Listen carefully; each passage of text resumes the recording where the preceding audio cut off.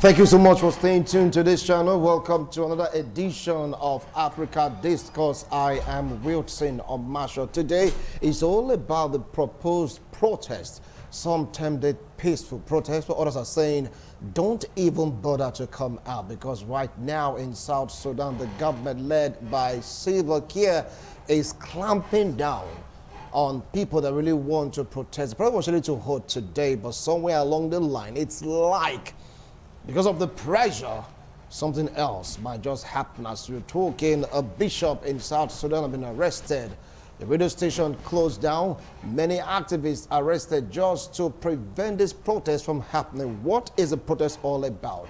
They're protesting against corruption. They're protesting against inequality. They're protesting against unemployment. They're protesting that the president, Salva Kiir, and of course the vice president, Marshall, should step aside for South Sudan to move forward. That is the aim of the protest. Well, with me here in the studio to talk about this, I have a legal practitioner, a political analyst, human rights activist. Join me to welcome Barrister Emmanuel Obakbolo. Barrister, welcome to Africa Discourse. Good afternoon, Wilson, and viewers at home. All right, I see very close to him. He is a vibrant political analyst, a lecturer, a clergyman. Should I call you comrade now? Honorable Frank Amigo, welcome to Africa Discourse. Thank you so much. I appreciate your coming. All right. Well, in Nigeria, it was #EndSARS.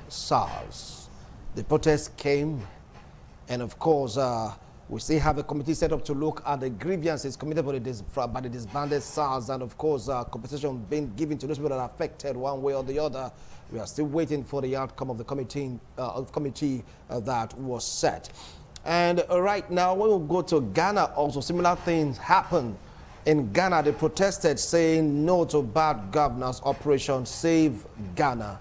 That was what they tagged theirs with. It was met by stiff resistance from the government of the day. And right now in South Sudan, they're having a similar plan to say enough is enough. Salva Kiir, you have to step aside. Rick Marshall, you have to step aside. South Sudan must go forward. Talking about oil-rich South Sudan. Barrister Obakbolo, what can you make out of all this? Thank you, Wilson. First and foremost, let me go to memory lane. South Sudan gained our independence in 2011, and South Sudan is one of the youngest democracies in the world today. It's an Eastern African country, and South Sudan has a lot of challenges as it stands just now. And that is why the People's Coalition for Civil Actions, PCCA, have come out to say, look, we've had a lot of challenges. We are burdened with armed conflict. We are burdened with hunger.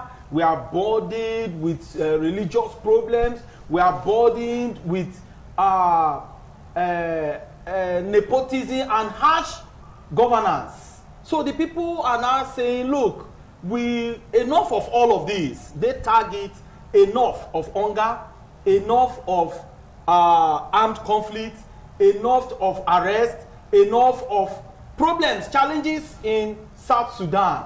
And I must say, the South Sudan constitution is like many other African constitutions, inclusive the Nigerian constitution, which allow for protest.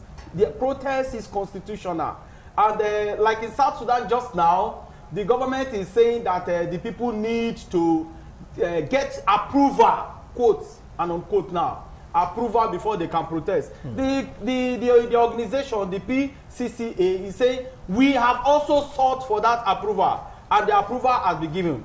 But the police service spokesman, Major General Daniel Justin, is saying that the protest has not been approved, and as such, no person should come out to protest. Now I want to ask, if there is good governance in Sudan, would there be need for any protest? If the government of the day is running Sudan the way it ought to be, would there be call for any protest?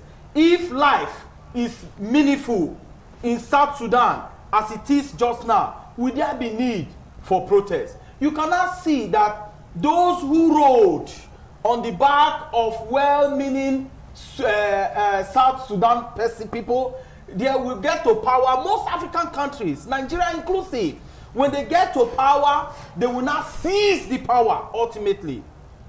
They will seize it. They will not pretend as if sovereignty no longer lies in the people. Sovereignty is no longer in the hands of the people. Sovereignty belongs to the political class, the leaders. So that is what is causing so much problem in Sudan. You can imagine a very young country, 11 years independent country, and the people have started shouting, started complaining. All right. Well, if you go down memory lane, this is not the first time people are coming out to protest. Honorable Frank Amego, from what he said, South Sudan has been bedeviled with so many challenges to the extent that the populace cannot take it anymore. They sought for a permission to protest. It was granted, while the first personality is saying, look, your protest hasn't been granted. Don't forget also a bishop was arrested, a radio station locked, many activists arrested. Do you think that will really provide a solution to what is bedeviling South Sudan? Well, just to answer straight, no. If you go down memory lane, talking about the history of South Sudan, you observe that it is a landlocked country, and they are the youngest country in the world.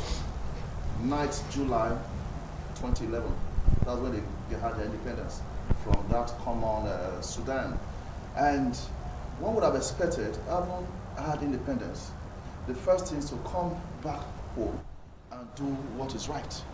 It is the oil-rich part of the general Sudan that is now South Sudan, and they have about 3/4 of that large expanse of oil wells. So one would have expected that the new leadership there will do what is right. And what we saw was a nosediving of what they formerly complained about before they gained independence.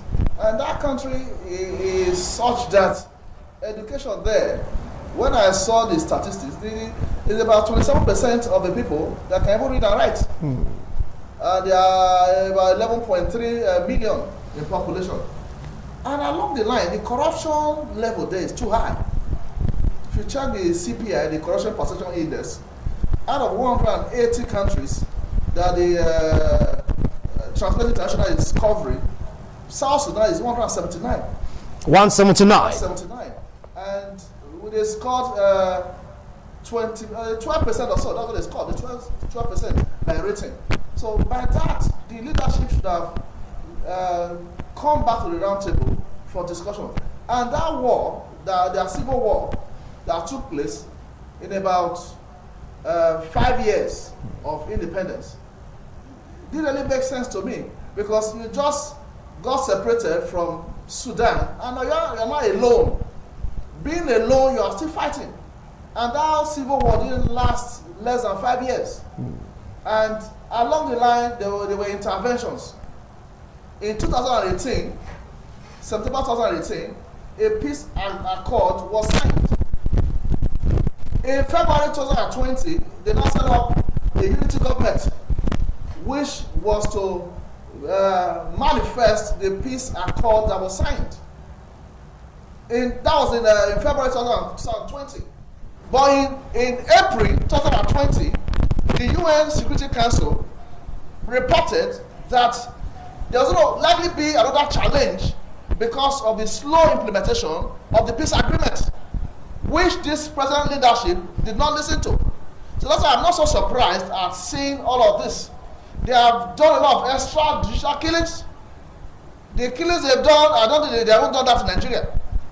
They just tie someone to a tree and face the firing squad and even leave the dead body by the tree so that passers-by will know that we mean business. That's the level of impunity we have seen in South Sudan. And the president and the first vice president, they were even opposing each other at the time. Now, coming to that, yes, we're coming to that, them opposing each other at a time. Yes. No, power corrupts. So the point now is, you are saying people don't have the right to protest. They have the right to protest. the cancellation of the bishop, that the closing down of a radio station will help, no issue. But they are clamping down on one particular radio station with the intention that they should not air anything along that line. Other radio stations could align with the present administration, but this one singled itself out that the truth be told, speak truth to the authority. And they made that attempt. That's why the government of the day clamped them down. And that in no way will solve anything. All right. All right. I'll come back to you. Now, he raised a point I wanted to dive into at first. Silva Kia and Rick Marshall talking about the president and the vice president were at loggerhead. It was both of them not agreeing, both of them fighting. After election, a unity government was formed. Does that mean that they are colluding against the people, or somewhere along the line they find a settlement at the middle of all this? In my introduction, I did say that in most African countries, those who rode on the back of the people to get into power, then what they do is they seize the power. They now forget, or they pretend to forget, that power resides in the people. And that is what is playing out in South Sudan. Salva Kiir, you came to power. You once upon a time you cried that you needed liberation, that your part of the country needed independence, and the people supported you, and you people clamored for independence, and now the independence has been gained.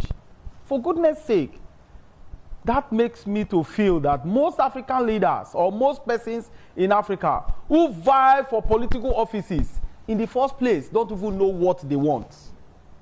They don't have plan of leadership. They don't know what, if we get to power, what do we do? And that is what is playing out in South Sudan. Before now, they were complaining that Umar al-Bashir was a tyrant in Sudan, as it were. And now, your independence, you have been freed. Your independence have been gotten. Just almost 11 years. The people are now complaining. And you, Salva Kiir, you are now having problem with your first vice president. It shows that the man is a tyrant indeed. And it shows that he does not even know what to do. And that is why, Wilson, let me tell you, those who are coming out for this protest, they are not minors. They are not downtroders. Activists, former government officials, lawyers, religious leaders are the ones coming out. Former government officials. It shows that there is something wrong in the polity. There is something wrong with the government. And that is why even the president cannot have a good rapport, a good romance with his vice. Thank God for those people there. Unlike us here, where you will see somebody who just keep quiet and say, I will subject myself to playing second fiddle. In South Sudan, the first vice president said, no, you cannot subject me to this kind of torture. You cannot bring me down and lie me bare down and allow everybody and yourself and your family, you will now see me as a foot march. And that is the problem there.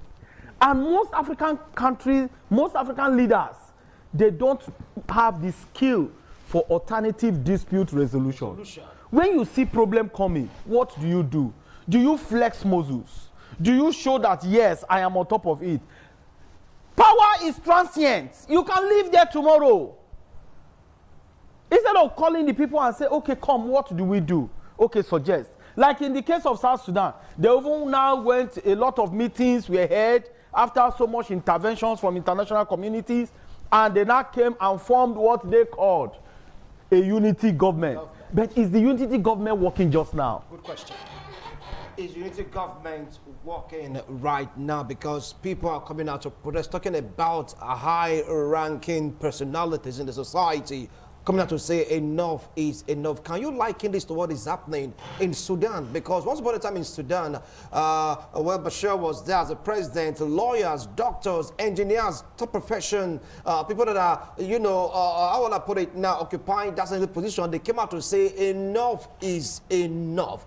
And of course, some of them were killed in the process.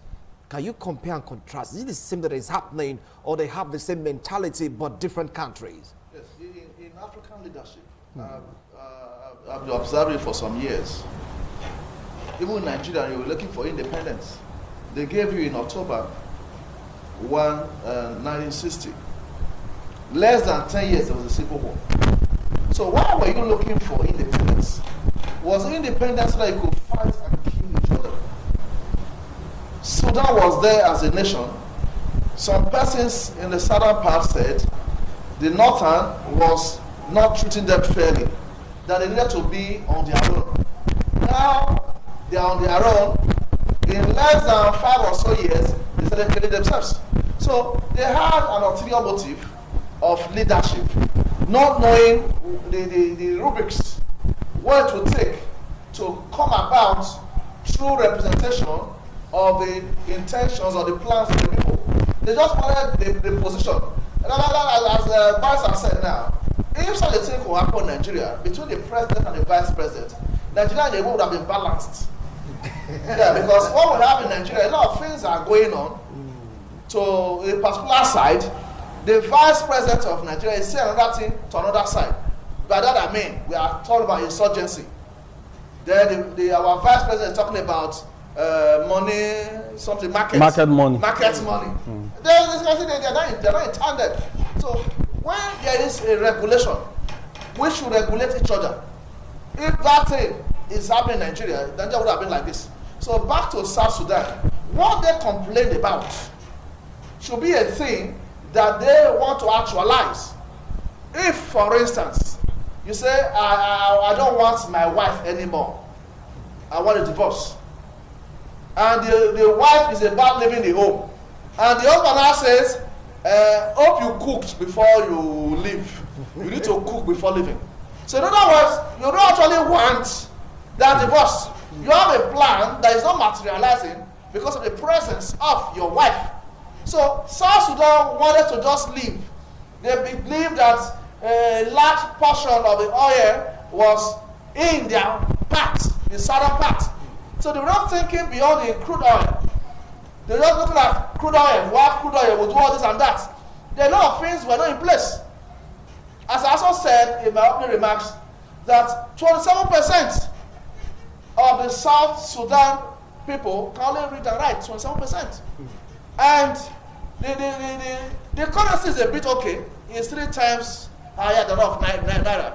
One of their currencies, like that's South Sudan, is it pounds they call it? Yeah. One is 3 Naira. So one would have expected them to leverage on the strength of their currency to go about a better economy. But what they are just after is not like what some of us in the Niger Delta will say, resource control. They'll say resource control. As you are controlling it, there is no battery in remote control.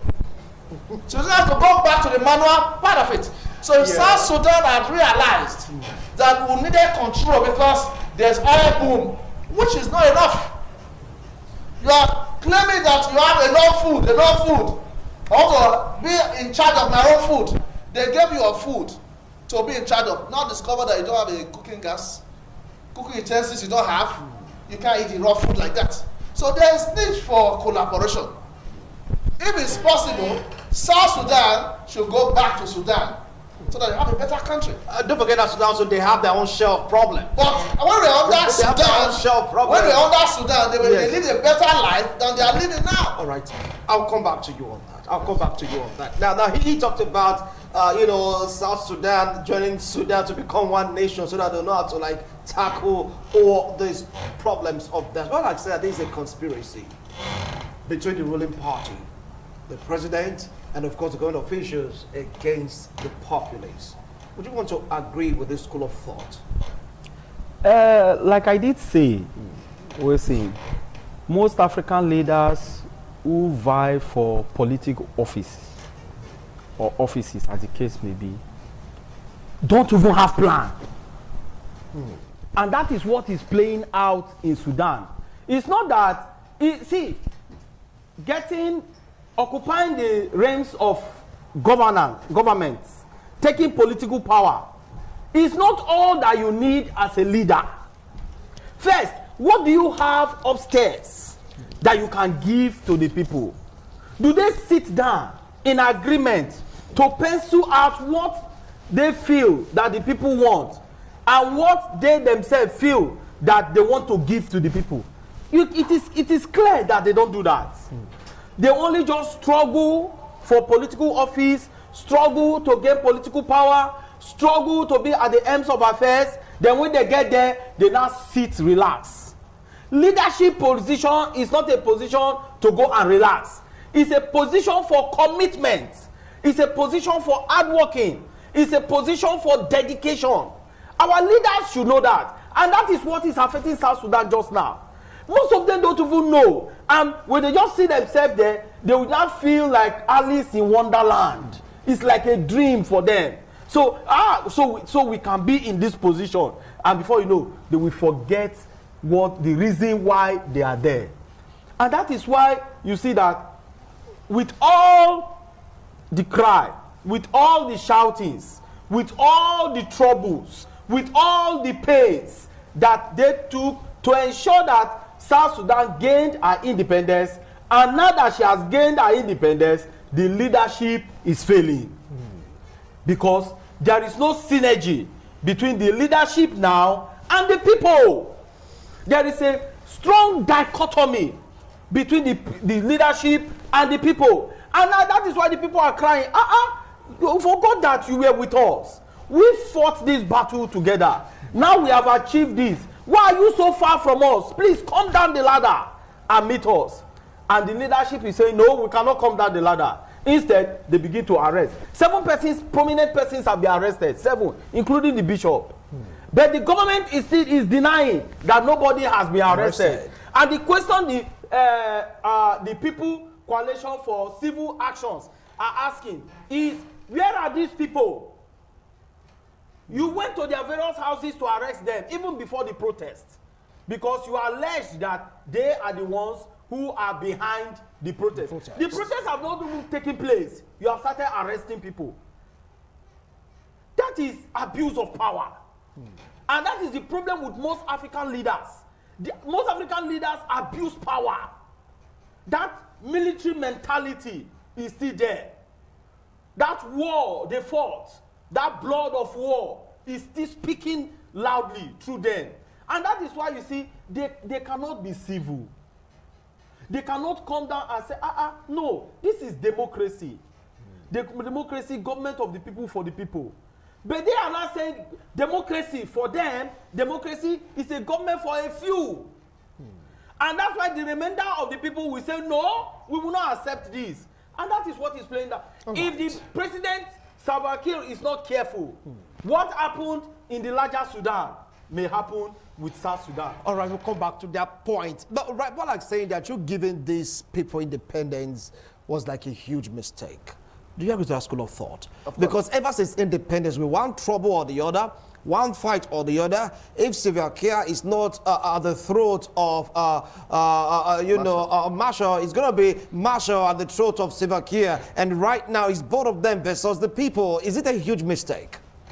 Well, if there's another word to further qualify huge mistake, if I could get that, then I would have used it. Because, as I said, South Sudan is the youngest country in the world, which should have been a symbol of unity for all the people they have now decided to rule. South Sudan, we wanted a new country. You got a new country. In the world history, you are the youngest. The luck they even have now, apart from UN trying to broker peace, let them wait until they have some other nations interfering. But at the point now, there are no other nations interfering.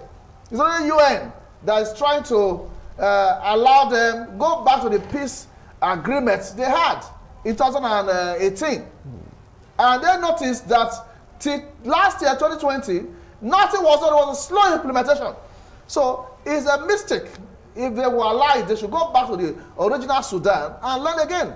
When you hear people agitating, it's even in Nigeria, we want this, we want that.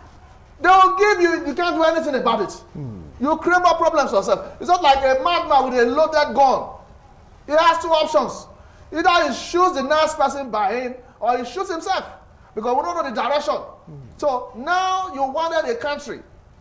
What they should have fought for was maybe resource control in a way. That South Sudan has three-quarter of, that's it. Three-quarter. Three-quarter. Or two-quarter, yeah. Yeah, three-quarter of the oil. So they should have asked them, let more resources come in our direction by way of development. And truly, before now, education was at the lowest ebb. 27% could only read and write. So now that you complained, all those series of complaints you had for asking for a new country, no one has been met to say we want to leave South Sudan as a country to form our own South Sudan. In the next 1, 2, 3, 5 years, those things we complain about that the general Sudan couldn't do, we have gone halfway. They have not taken the first step. But instead, they started fighting. It's not like a case of 2 persons stealing an item. The quarrel now will be how to share it. The sharing formula. The sharing formula is the problem now. So why would you fight? If you had a reason or reasons to have a new country, why can't you come back to the drawing table to say, okay, itemize them. The first one we'll do is education. The next, poverty, let's approach it. Poverty is so high there. It's one of the poorest countries in the world, South Sudan, right now. Do they have rich oil base? Yes. So they're one of the poorest countries in the world. And corruption, they are second topmost country in terms of corruption. So they are too young to be corrupt. Out of 180 countries, too young to be corrupt. Yes. 180 countries or 179. You're too young to be corrupt. So how many years have you done? Nigeria has done more than 50 years. And we are talking about corruption. You are hardly about 10 years old. You are that corrupt. So it's like a 10-year-old child that is stealing, arrested severally because of corruption. If Nigeria is corrupt, Nigeria is of age. So it's an adult corruption. But this is juvenile corruption. So what we expect that the leadership, they have no major game plan in mind. Other than to be free from the general Sudan to enrich themselves at the detriment of the masses. All right. Wow, I just heard one now, juvenile corruption, or that's too young to be corrupt, quoting Honorable Frank Amego. Anyway, we want to go for a break. When we return, we'll continue with this discussion. Is it because the presidency of South Sudan is busy focusing more on politics rather than governance? That is going to be the next question after this break.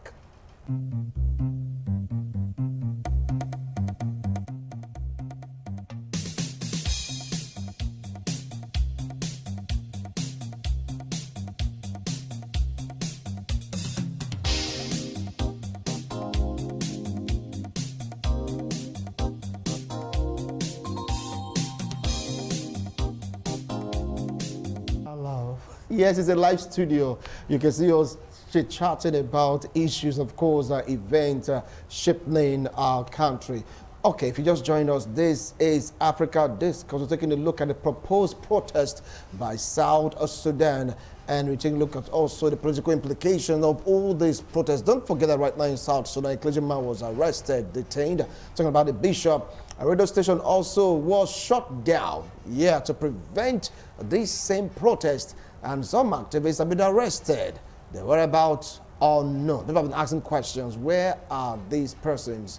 And no tangible answers have been given to the satisfaction of the South Sudan citizens. Back to Barrister Emmanuel Obakbolo. Does it mean that the government of Salva Kiir and, of course, Riek Machar are focusing more on politics rather than governing the people, giving the people what they want? What is politics? What is governance? That is the question. First, let me tell you, one of the younger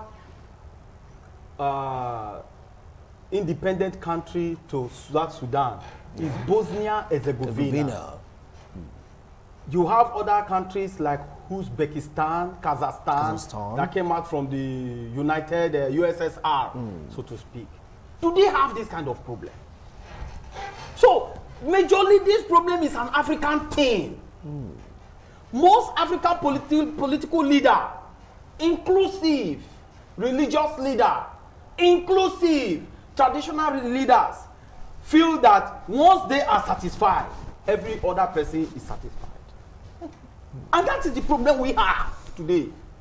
And that's why you see, I did say here that the problem is that they don't even have a program before they mount leadership position.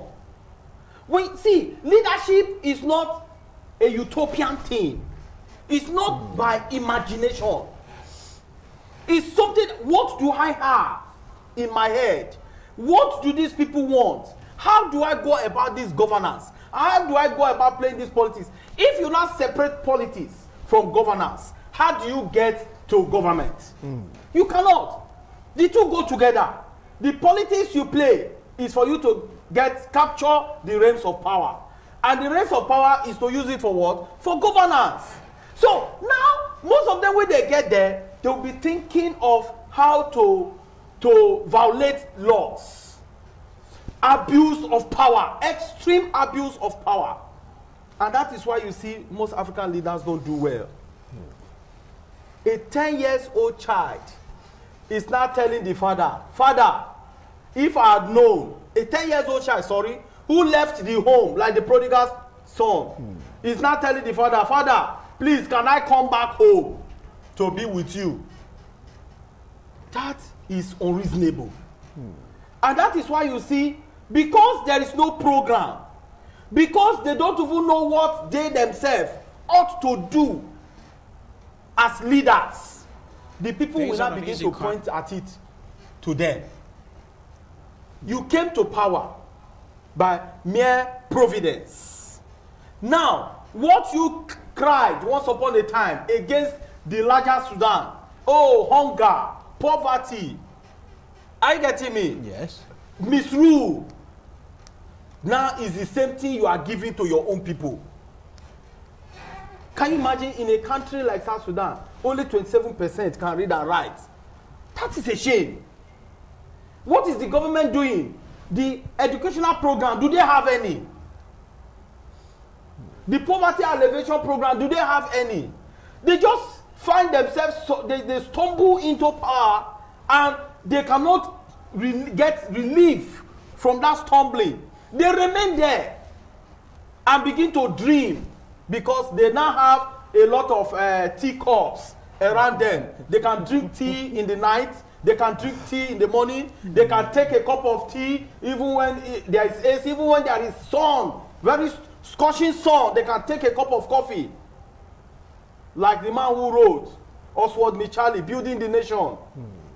While he went for a party, he was drinking a cup of coffee and he was telling his driver, both of us are building the nation. He is the one drinking the cup of coffee. The driver is driving. And he was not telling the driver, both of us are building the nation. By observation. Yes, can you imagine that? And that is what we see today in Africa. If you meet these leaders, they will tell you, we have done this, we have done. On paper, they will be showing you. But there is no reflection in the life of the people. And once all of this does not reflect on the life of the people, what do you now expect? There will be a reaction. And now the people have even coming out to say, okay, we want to protest, we want you to hear our cry. Then you say, no, shut up, don't cry at all. What type of abuse of power is that? Was that not what we saw here some time ago? They say EndSARS. They say, shut up, don't cry, don't say it. All media houses now in Nigeria are afraid. Because NBC can come up with one hammer or gavel at any time. All right, now, so, let's get out of it, please. Yes, talk about South Sudan. Yeah. It's the same thing. They've clamped down one of the media houses. It's the same thing we are seeing. It's a reflection of everything. It's like some of the younger ones are now learning from the bigger brothers. Because the bigger brothers cannot lead right. So the younger ones are saying, let's go this direction too. All right. So that's why today, South Sudan, if care is not taken, we may hear another problem there. Okay. Now, the government on their own, they are saying that the reason why they are warning against people for coming out to protest because of the security situation they are facing in South Sudan. That is the major anchor point of the government, saying, look, you come out, you're going to make the situation to escalate and may get out of hand, and the government of the day will not be able to handle the situation. Don't you think that the government of the day, led by Salva Kiir, is making a point in that regard? Having this in mind, that South Sudan has been troubled at all fronts by insurgents. If that is true by him, that South Sudan is troubled, we should also ask him who is troubling South Sudan. Is a person troubling South Sudan that the UN Security Council in April this year asked him that the peace accord that was signed in February 2018 that led to the formation of the unity government, you are slow in the implementation of the agreement. So it's not the people that want to protest now that are causing security challenges in South Sudan. It's the implementation. There was a civil war for about 5 years. They now agreed, okay, let's shield our swords, let's create a common platform for us to have peaceful coexistence. They agreed. What will lead to permanent peace in South Sudan, those things were written out in form of agreements. The warring parties signed because those things they wrote down made sense to everybody. Let's implement. If we come back to Nigeria, which we should do, because it's Africa discourse. Nigeria is part of Africa. Nigerian government at any time, no particular party in focus, it has been a recurring decimal. They went into an agreement with you. When it comes to implementation, they will call you again, let's renegotiate. That's why having all series of crises in this Africa. It's an African challenge. Why would you enter into an agreement with a union or an association and you renege in that? By that, there should be a sense of shame. You call children together that don't worry, fetch water into this drum, I will give you a pack of biscuits. These children just finished fetching. Ah, bros, where's the biscuit? Say, one biscuit. Okay, fetch again. You have lost your respect. So the people are trying to remind the government of the day that once upon a time was signed an agreement. Before that agreement, we were fighting in terms of civil war. For us to stop the civil war, we entered into an agreement. So by your not implementation of this agreement or your slow manifestation of the peace agreement, are you therefore asking us to go back to the civil war? That's the reason for the protest. It's a reminder, a wake-up call for the present-day government. If, as agreed, you are implementing systematically, there's no reason whatsoever whereby a South Sudanese will come out on the streets. Even a bishop. You can't be a bishop over a congregation that is hungry, that is haggard looking, that is restless. The bishop was arrested because he was outspoken, which he has a similar engagement with one of the religious leaders in Nigeria, Kuka. He's outspoken. I lead people, they are hungry, they are tired. This is what they are saying that I'm telling you as the president. So if the bishop came in that guise, he was right. So if he's put into incarceration, God will help him to come out. By creating problems for the bishop or by sealing off a radio station, you have just added petrol to the fire. All right. They are protesting as a reminder. They are not asking you to do a new thing. All of them were part of the reasons why they got a new country, South Sudan. They all fought for it. Those things we fought for. What the larger Sudan begin to laugh at us. So look at them, they didn't know what they were asking for.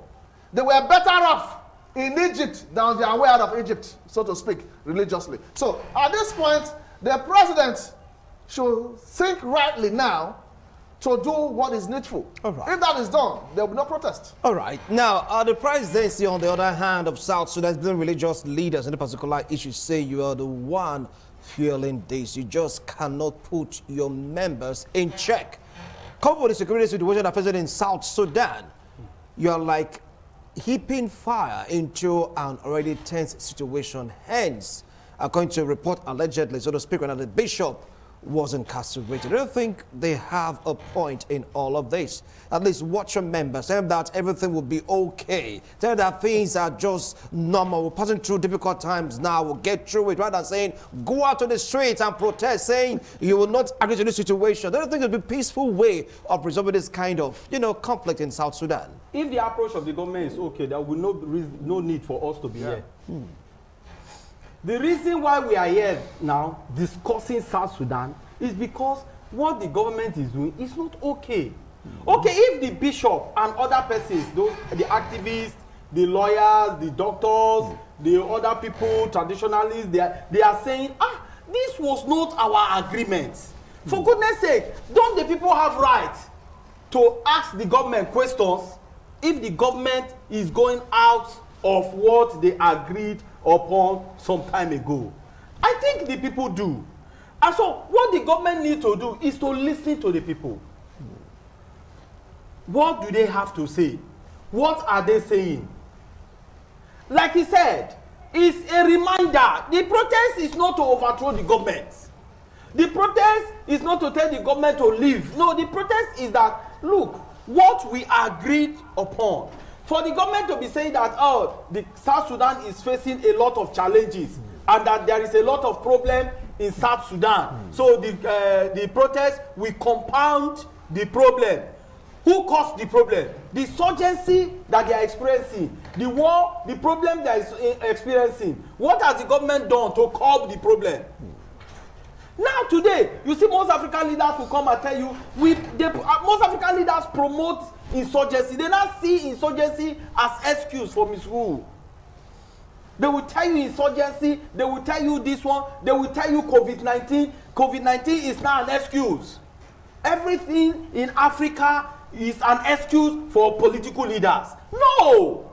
They should look for solutions to some of these problems. It's true. You may not be able to solve all of the problems, but the peculiar ones that are hitting hard on the people, if you cannot solve it, reduce it.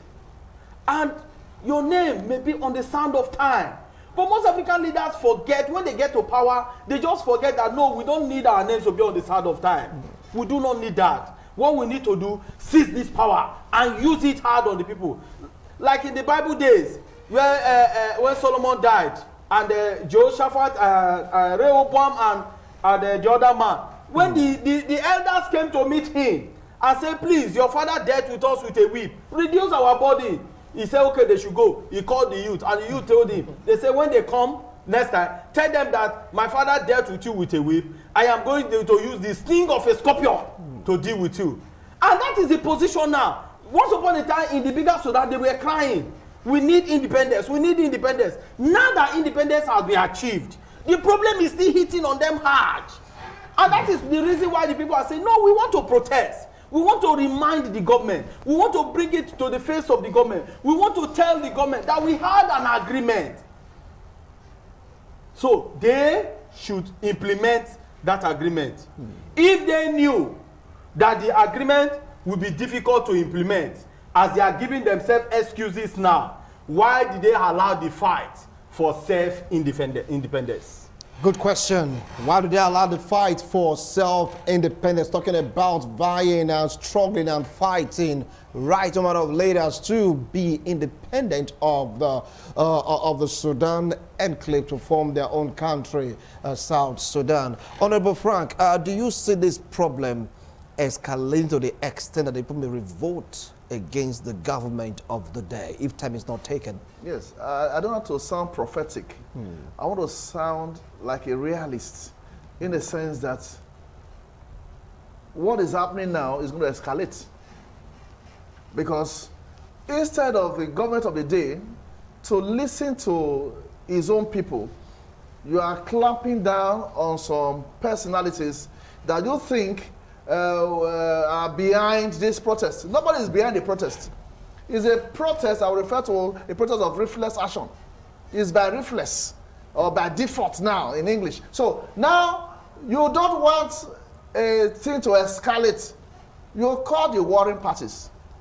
What really is the problem? There's a place for dialogue.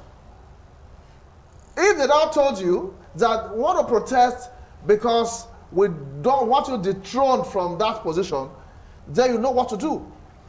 If the reason they have for protest is for you to implement that agreement, then there'll be a way out such that you explain to them how systematic you will be in addressing those peace agreements.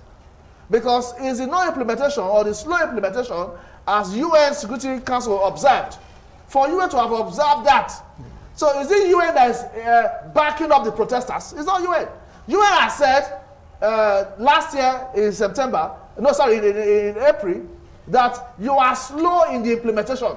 If the government of the day in South Sudan has only listened to UN Security Council report, they should have done the needful, and all these protests would have come.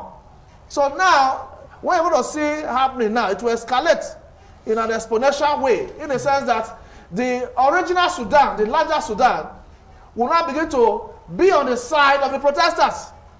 That you see, we didn't want people to leave because now that you have left, you have seen the other side of it. We don't want to come back, so we'll say yes or say no. So the escalation will increase.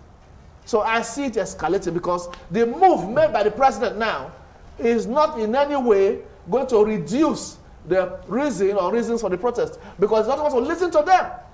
They can even do a paper. I'm sure they would have done that. They may not have even done that because of a low level of education. The best thing to know for them to do now is to carry a placard.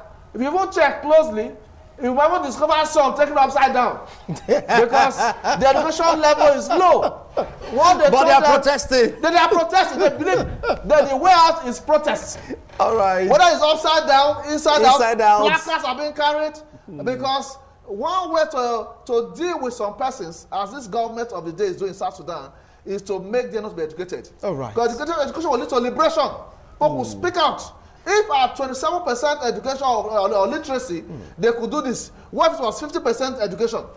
So the government of the day is not there to alleviate the sufferings of the people. All right, gentlemen, you've spoken at length and we are pressed for time. You have 1 minute each to summarize your point and, of course, advise African leaders, because this is like the third or fourth or the fifth country right now protesting against bad governance. We have the Arab Spring, that is on one hand, but the recent ones, we have Nigeria, we have Ghana, and right now South Sudan. Gentlemen, 1 minute each. Barrister. The question is, constitutionally, is protest allowed in South Sudan?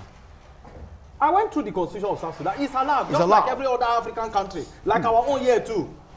It's allowed. So, but I don't know why the government keeps saying you abuse. The government violates the constitution. They don't see any wrong with it. But when the people want to carry out what is constitutionally provided for them, the government will say, shut up. I think the government of South Sudan should obey the constitution of South Sudan and listen to the people. Thank you so much, Barrister Emmanuel Obakpolo. Honorable Frank Amego, 1 minute, please. Yes, as is common with African leadership here, there's always this personalization of power. Once they get there, it's not just this president doing that. Another person gets there, he personalizes everything. So not you realize that this position you are holding is for a period of time. You will not learn to do what is right. So let presidents, leaders of our African countries realize that they are there for a moment, after which somebody else will come on board. So if they have that mindset, the short time they have, they'll do what is right so that their names will be written in the Sound of Times. All right. Thank you so much, gentlemen. I appreciate a wonderful analysis. Well, viewers out there, these will draw curtains to this edition of Africa Discourse. Don't forget that South Sudan is just 11 years old. They've lost 5 years already to civil war. Yes, they have barely 6 years, and now the country is in turmoil because people are protesting against the way things are happening in South Sudan. Do you think that arresting a bishop, clamping down on a radio station, arresting some top activists, is it going to quell the agitation of the people against bad governance? This question goes out to all African leaders hearing the sound of my voice and watching the TV set. Be a good leader. Do the right thing at the right time with the right intentions so your country can move forward. See you tomorrow on International Forum. God willing. Bye for now.